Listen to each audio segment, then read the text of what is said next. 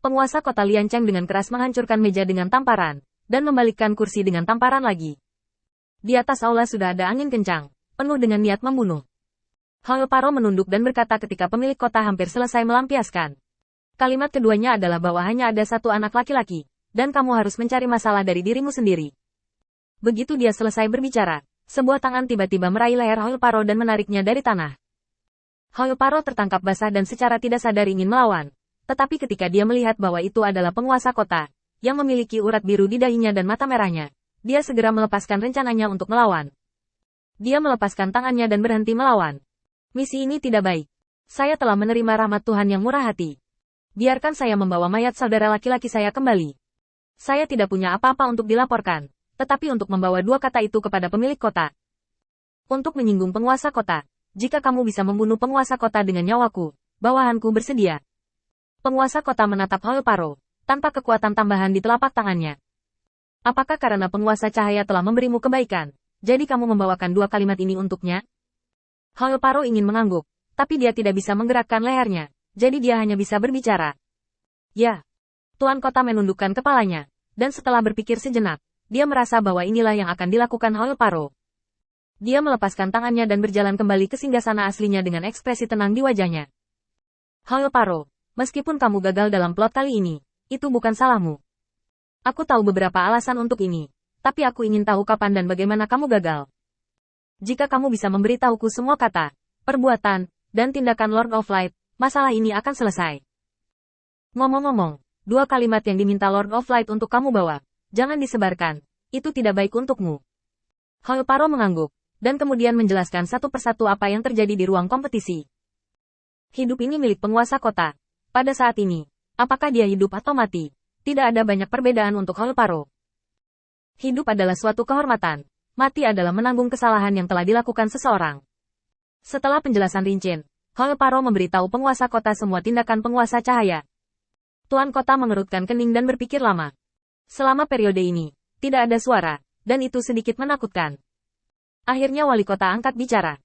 Hao Paro, jangan bicara tentang hilangnya plot hari ini. Aku akan memberimu tugas lain.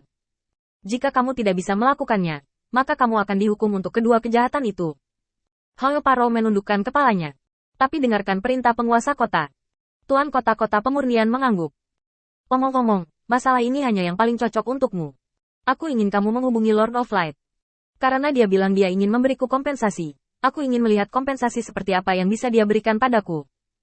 Kamu tidak, saya tidak ingin hal-hal lain untuk saat ini. Tubi. Ingat, pertahankan hubungan yang baik dengan penguasa cahaya, dan yang terbaik adalah tidak menyalahkannya. Selama itu bukan rahasia inti kota pemurnian Beiyunku, kamu bisa memberitahunya sesuatu. Meskipun Hao Paro bingung dengan perubahan penguasa kota saat ini, dia masih mengangguk. Ya, bawahanku akan pergi sekarang.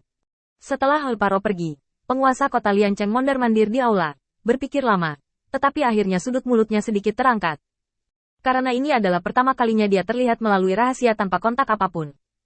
Dengan gerakan acak, seorang pemuda berjalan keluar dari kompartemen di belakang. Alis jernih dan mata merah, ada pesona di gupan. Saat dia berjalan keluar dari belakang, pesona ini diam-diam menghilang, dan bahkan mata merahnya meredup. Jika ada orang di sini, mereka akan kagum bahwa penampilan orang ini dan satu-satunya putra penguasa kota itu mirip. Setelah berpikir sejenak, penguasa kota Liancheng bertepuk tangan. Pergilah. Bicaralah dengan orang-orang di Mahkamah Agung. Aku tidak ingin digunakan sebagai spareman di kota pemurnian Beiyun. Klon memimpin. Seseorang yang bisa duduk di posisi penguasa kota tidak mungkin idiot yang marah sesuka hati. Wali kota telah bertindak bodoh sepanjang waktu. Inilah alasan mengapa dia bisa tinggal di kota pemurnian Beiyun sampai sekarang, dan dia belum menarik pengepungan dan penindasan dari Mahkamah Agung. Tapi sekarang, rahasia ini telah terungkap, yang berarti bahwa hari ketika dia akan dikepung dan ditekan tidak lama lagi.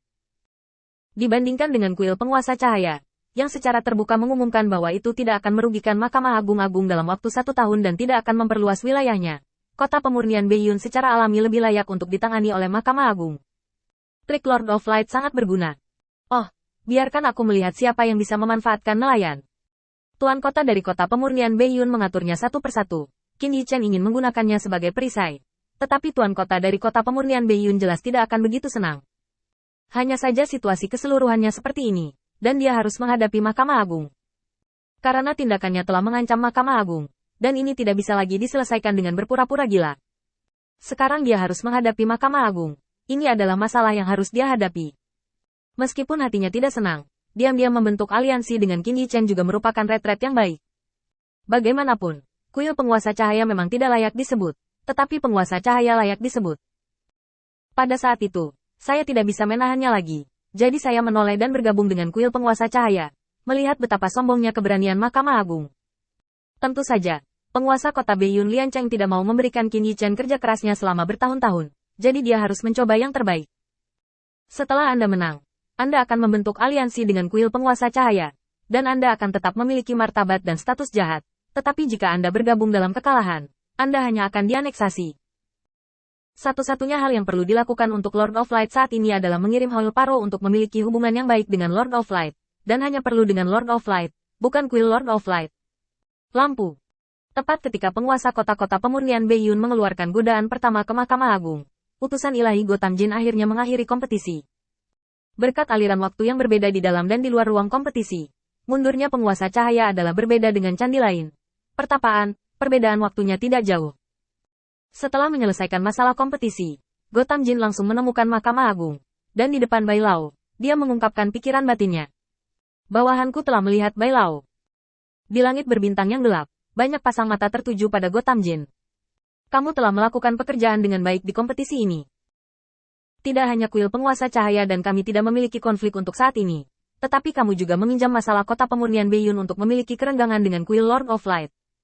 Dengan cara ini, kita hanya perlu mengaturnya lagi. Jika tangan-tangan itu terbakar, mereka tidak akan lagi membentuk aliansi. Selain itu, meskipun ada sedikit kesalahan dalam penyelenggaraan turnamen, itu bukan salahmu. Itu karena orang-orang di kuil penguasa cahaya terlalu licik. Dengan cara ini, kamu bisa dianggap telah menyelesaikan tugas dengan sempurna. Ikuti saja permintaan Anda yang pertama. Saya berjanji kepada Anda kesempatan. Anda dapat datang dan memilih kapan saja.